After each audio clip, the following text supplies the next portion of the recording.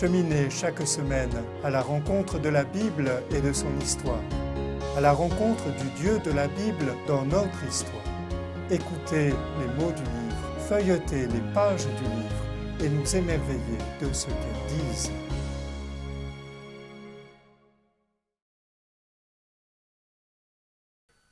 Le premier écrit du Nouveau Testament est l'Évangile selon saint Matthieu. On appelle parfois cet évangile l'évangile ecclésial, et il a, plus que d'autres, marqué le christianisme occidental.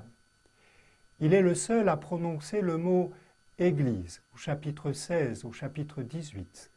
Il se montre soucieux de son organisation, de la vie fraternelle, de la catéchèse, qu'il présente notamment en 5 grands discours bien construits. Qui est exactement notre évangéliste? Une tradition du IIe siècle, invérifiable, déclare que Matthieu, le douanier de Capharnaüm, devenu l'un des 12, écrivit en araméen des paroles de Jésus.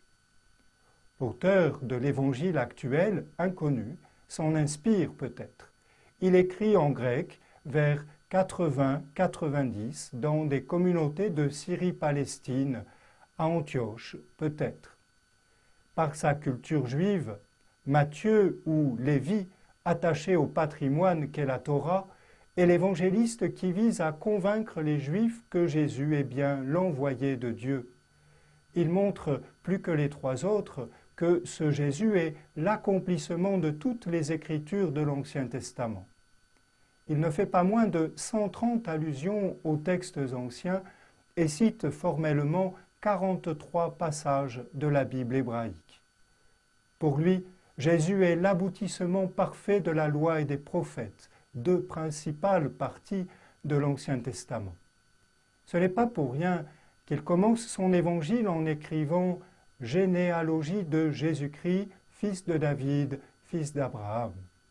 Matthieu enracine et fait remonter la lignée de Jésus non seulement à David, le roi d'Israël par excellence, mais à Abraham, patriarche d'Israël et père des croyants. La dimension juive et universelle du message de Jésus est déjà annoncée.